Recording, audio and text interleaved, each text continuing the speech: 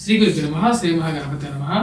మిథున రాశి వారికి రాబోతున్నటువంటి 5 జూలై నుండి 21 జూలై వరకు చంద్రమను అనుసరించి గోచర రీత్యా ఎలా ఉండబోతుందని చూద్దాం.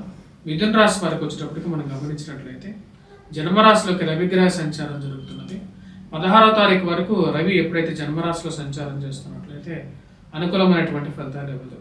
ముఖ్యంగా ఆరోగ్యపరంగా కొన్ని జాగ్రత్తలు అనేవి తీసుకోవాల్సినటువంటి పరిస్థితి అనేది ఉంటుంది.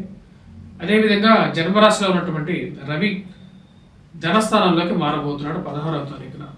అది ఆరోగ్యపరంగా కాక ఇరుగు పొరుగు సఖ్యత విషయంలో కూడా కొంచెం ప్రతిబంధకంగా మారుతుంటుంది. 16వ తారీఖు వరకు వైవాహిక జీవితంలో చిన్న చిన్న మనస్పర్ధలు అనేవి కలుగుతూ ఉంటాయి. ఈ రాశి వారికి లాభస్థానంలో సంచారం చేస్తున్నటువంటి కుజుడు యోగ్యకారకుడు. అంటే మేషరాశిలో సంచారం చేస్తున్నటువంటి కుజుడు ముఖ్యంగా ఇరుగు పొరుగు సఖ్యత విషయంలో కొంచెం ప్రతిబంధకంగా ఫలితాలు రవి ద్వారా వచ్చినప్పటికీ కూడా లాభస్థానాల్లో కుజుడు సంచారం చేస్తున్నప్పుడు మంచి అనుకూలమైనటువంటి ఫలితాలు పొందగలుగుతారు. ఉద్యోగపరంగా వ్యాపార పరంగా 12వ తారీఖు వరకు అనుకూలమైనటువంటి ఫలితాలు కుజుడు ఇవ్వగలుగుతాడు రాశి వారికి. అదేవిధంగా 12వ తారీఖు తర్వాత కుజుడు తన యొక్క మార్పు జరగబోతున్నది. అంటే మేషం నుంచి వృషభంలోకి గురువుతో కలవబోతున్నాడు అనమాట. గురువు ఆల్రెడీ ఈ రాశి వారికి 1000 స్థానాల్లో ఉన్నాడు. 1000 స్థానాల్లో గురుగ్రహ సంచారం జరుగుతున్నప్పుడు ప్రతిబంధకంగా ఉంటుంది. ఇన్వెస్ట్మెంట్స్ పరంగా వైవాహిక జీవితంలోనే కొన్ని చిక్కులు సమస్యలు ఏర్పడుతూ ఉంటాయి. ఇప్పుడు కుజుడు 1000 స్థానంలోకి వచ్చినప్పుడు అధికమైనటువంటి ఖర్చు అనేది ఏర్పడుతుంటుంది.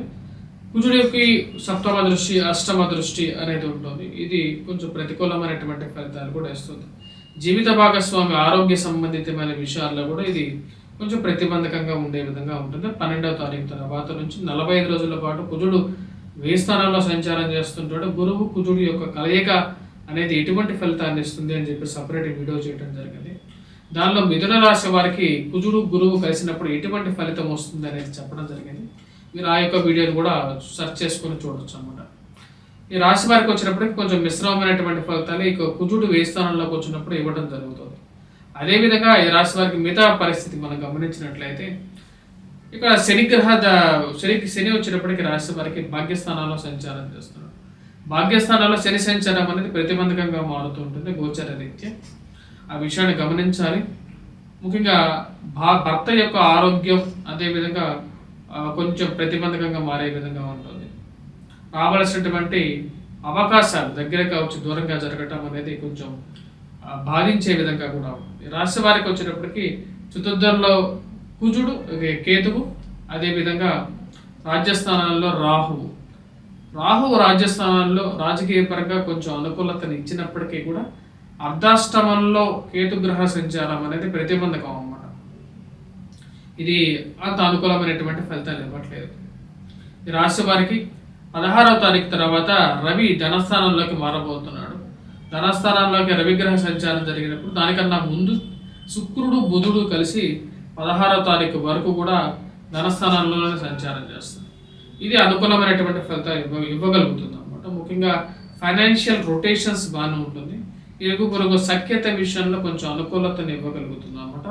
ఎందుకంటే రవి శుక్రుడికి శత్రుత్వం అనేది ఉంటుంది. 16వ తారీఖు వరకు అనుకూలమైనటువంటి ఫలితాలు చెప్పవచ్చు.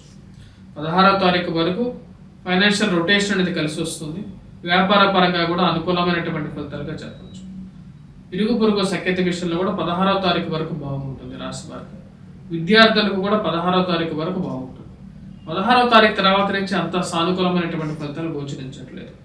16వ తారీఖు వరకు వీరికి వచ్చినప్పటికీ బిజినెస్ పరంగా రొటేషన్స్, దాని తర్వాత కొత్త అవకాశాలు కలిసి రావటం, స్థిరచరాస్తుల కొనుగోలు సంబంధితమైన విషయాలు, గృహవాహన కొనుగోలు సంబంధితమైన విషయాల్లో కూడా సానుకూలంగా ఉంటుంది. అంటే మొదటి వారంలో వీరికి ఎక్కువగా సానుకూలమైనటువంటి ఫలితాలు గోచరిస్తూ ఉన్నాయి మిథున రాశి వారికి కొంచెం కంపారిటివ్లీ. 2వ వారం చూసుకుంటే మనకు వచ్చినప్పటికీ కొంచెం మిశ్రమం అనేది ఎక్కువగా ఉంది. 2వ వారంలో ఇంప్రూవ్మెంట్ బేస్ పరంగా మనం చూసుకుంటే 20వ తారీఖు వరకు కొంచెం ప్రతిబంధకంగానే మారే విధంగా.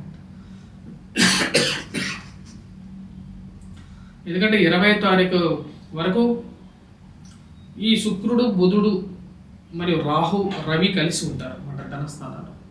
ఇది అంత అనుకూలంగా లేదు. సో ఈ యొక్క వ్యతిరేకమైనటువంటి ఫలితం అనేది వచ్చే విధంగా ఉంది 16 నుంచి 20వ తారీఖు వరకు. 20వ తారీఖు తర్వాత బుధుడి యొక్క మార్పు అనేది జరుగుతున్నది. బుధుడు ధనస్థానం నుంచి తృతీయంలోకి మారుతున్నాడు. అప్పుడు మళ్ళీ ఈ రాశి వారికి రీగెయిన్ అనేది జరుగుతూ ఉంటుంది. ఇంప్రూవ్మెంట్ అనేది కన్సిస్టెంట్గా మళ్ళీ రాశి వారు 20వ తారీఖు తర్వాత నుంచి కొంచెం మొదలవుతుంది. రాశి వారికి ముఖ్యంగా చెప్పాలంటే ధనస్థానాల్లోకి ఉన్నటువంటి రవి, బుధుడు, శుక్రుడు ఎప్పుడైతే ఉంటారో అది కొంచెం ప్రతిబంధకంగా మారుతుంది. ఎందుకంటే శుక్రుడికి రవికి ఉన్నటువంటి పరస్పరమైనటువంటి వ్యతిరేకమైనటువంటి గుణాలు అన్నమాట. శుక్రుడు రవి ఎప్పుడైతే కలుస్తాడో స్త్రీ సంబంధితమైన వ్యవహారాల్లో జాగ్రత్తగా ఉండాలి. ఇరుగు పొరుగు సఖ్యత విషయంలో, స్త్రీలతో కొన్ని విషయాల్లో వ్యతిరేకమైనటువంటి వాద ప్రతివాదాలకి గురయ్యే విధంగా ఉంటుంది అన్నమాట. వాళ్ళతో మాటలు కానీ ఈ విషయాల్లో జాగ్రత్తగా ఉండాలి. కానీ ఈ రాశి వారికి ఎప్పుడైతే 16వ తారీఖు ఇప్పుడు ఎప్పుడైతే కలయిక జరుగుతుందో మళ్ళీ 20వ తారీఖున బుధుడు తృతీయంలోకి మారుతున్నాడు. బుధుడు తృతీయంలోకి ఎప్పుడైతే మారుతాడో అభివృద్ధి కారకమైనటువంటి జీవితంగా మళ్ళీ మారుతుంది. కొన్ని మార్పులు చేర్పులు జరుగుతూ ఉన్నాయి. ఈ రాశి వారికి, మిథున రాశి వారికి గురుగ్రహ బలం అనేది తక్కువగా ఉంది.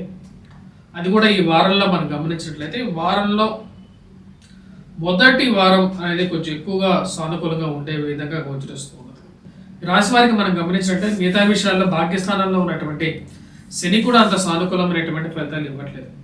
విద్యార్థుల గురించి మనం మాట్లాడితే గురువు యొక్క వ్యయ స్థానంలో గురుగ్రహ సంచారం జరుగుతుంది కాబట్టి విద్యార్థులు కష్టపడి చదవాలి. రవి యొక్క ప్రతికూలమైనటువంటి ఫలితం అనేది ఈ వారం బాగా క్లియర్గా కనపడుతూ ఉన్నది. అదేవిధంగా కుజుడు కూడా మొదటి 12వ తారీఖు వరకు అనుకూలమైనటువంటి ఫలితాలు ఇస్తున్నాడు కాబట్టి మొదటి వారంలోనే 5వ తారీఖు తర్వాత ఎక్కువగా అనుకూలమైనటువంటి ఫలితాలు విద్యార్థులకి, వ్యాపారస్తులకి కూడా మొదటి వారం ఎక్కువగా అనుకూలంగా ఉంది. అదేవిధంగా ఉద్యోగస్తులకు కూడా మొదటి వారంలో ప్రమోషన్స్ గురించి, స్థాన చలనాల గురించి, అంటే నూతనంగా ట్రాన్స్ఫర్స్ గురించి ప్రయత్నాల్లో అనుకూలంగా ఉంటుంది. రాజకీయ నాయకులకు కూడా మొదటి వారంలోనే ఎక్కువగా అనుకూలమైనటువంటి ఫలితాలు, రెండో వారంలో మిశ్రమమైనటువంటి ఫలితాలుగా చెప్పచ్చు అన్నమాట. సో జూలై 20వ తారీఖు తర్వాత ఈ రాశి వారికి మళ్ళీ అనుకూలమైనటువంటి ఫలితాలుగా చెప్పచ్చు. వివాహ ప్రయత్న సంబంధితమైన విషయాల్లో మిథున రాశి వారికి మొదటి వారంలోనే ఎక్కువగా అనుకూలమైనటువంటి ఫలితాలుగా చెప్పవచ్చు. దూర ప్రాంత ప్రయాణ సంబంధితమైన విషయాలకి కూడా మొదటి వారంలో ఎక్కువగా అనుకూలమైనటువంటి ఫలితాలు ఉంటాయి. రెండో వారంలో విదేశీయాన ప్రయత్న సంబంధితమైన విషయాల్లో ఆరోగ్యపరంగా శ్రమతో కూడుకున్నటువంటి ఫలితాలుగా చెప్పవచ్చు. చోర భయాన్ని ఎక్కువగా వీరు ఎదుర్కోవాల్సినటువంటి పరిస్థితి ఉంటుంది. రెండో వారంలో ఆ విషయంలో జాగ్రత్తగా ఉండండి. మీ యొక్క ధనాన్ని తస్కరించడానికి కూడా కారకంగా కూడా తయారవుతుంది. చోర భయం అంటే దొంగల వల్ల భయాన్ని కూడా గురి కావాల్సినటువంటి పరిస్థితి అనేది రెండో వారంలో ఉంటుంది. ఈ రాశి వారికి వచ్చినప్పటికీ రెండో వారం అనేది ప్రతిబంధకంగా ఉంది. రాశి వారు చేసుకోవాల్సినటువంటి పరిహారాల్లో ముఖ్యంగా వచ్చినప్పటికీ గురుగ్రహ అనుకూలత రీత్యా విద్యార్థులు గాయత్రి మంత్ర జపం చేసుకోండి. జన్మరాశిలో రవిగ్రహ సంచారం జరుగుతున్నది. అదేవిధంగా వ్యయ స్థానంలోకి 12వ తారీఖు తర్వాత కుజగ్రహ సంచారం జరుగుతుంది. జన్మరాశిలో రవి సంచారం చేస్తున్నప్పుడు ధనస్థానంలోకి మారినప్పుడు కూడా, అంటే 16వ తారీఖు తర్వాత కూడా రవి అనుకూలత ఇవ్వట్లేదు. సో ఇది ప్రతిబంధకంగా ఉంటుంది కాబట్టి గాయత్రి మంత్ర జపం చేసుకున్నటువంటి వారు, సంధ్యావందనం చేసేటువంటి వారికి అనుకూలంగానే ఉంటుంది, అది సరిపోతుంది. లేనటువంటి వారు సూర్యనారాయణ స్వామిని పూజించడం అనేది, సూర్య నమస్కారాలు చేసుకోవడం కానీ అనుకూలత అనేది ఎక్కువ వేస్తుంది. కుజగ్రహ మంత్ర జపం చేసుకున్నా సరే సానుకూలమైనటువంటి ఫలితాలుగానే చెప్పవచ్చు అనమాట. ఎందుకంటే 12వ తారీఖు తర్వాత కుజగ్రహ మంత్ర జపం చేసుకుంటే సరిపోతుంది. ఈ యొక్క పరిహారాలు చేసుకోండి. వీటితో పాటు సెల్ఫ్ డ్రైవింగ్ చేసేటువంటి వారు మిథున రాశి వారు ముఖ్యంగా వచ్చినప్పటికీ వినాయకుడిని ఎక్కువగా ప్రార్థించినట్లయితే సానుకూలమైనటువంటి ఫలితాలు పొందగలుగుతారు. ఎందుకంటే చతుర్థంలో ఉన్నటువంటి కుజుడు, కేతువు సెల్ఫ్ డ్రైవింగ్ విషయంలో ప్రతిబంధకంగా మారుతూ ఉంటాడు. గృహాన్ని అంటే నూతన గృహ కొనుగోలు సంబంధితమైన విషయాల్లో కూడా కొంచెం ఎక్కువగా డిస్టర్బెన్స్ని క్రియేట్ చేస్తూ ఉంటాడు. సో ఈ రాశి వారు ముఖ్యంగా వచ్చేటప్పటికి ఓం గం గణపతియే నమః అనే మంత్రాన్ని ప్రతినిత్యం చదవండి. ముఖ్యంగా సెల్ఫ్ డ్రైవింగ్ చేసేటప్పుడు ఈ యొక్క విషయాన్ని పరిగణలోకి తీసుకొని చేసుకున్నట్లయితే సానుకూలమైనటువంటి ఫలితాలు పొందడం అనేది జరుగుతుంది. గురువు ఎప్పుడైతే వ్యయస్థానంలో ఉన్నప్పుడు ఇంట్లో ఏదో ఒక సమస్య, మరి వాటితో పాటు వెహికల్ ఇష్యూస్ అన్నమాట ఎక్కువగా వచ్చేటప్పటికి. వెహికల్ ఇష్యూస్ అంటే మనం నడిపేటువంటి వెహికల్లో ఎప్పుడు ఏదో ఒక రిపేర్ అనేది వస్తూ ఉంటుంది. అలాంటివి ఇష్యూస్ అనేవి ఎక్కువగా వస్తూ ఉంటాయి కాబట్టి కొన్ని జాగ్రత్తలు తీసుకోవాల్సినటువంటి ముఖ్యమైనటువంటి సూచన. స్వస్తి.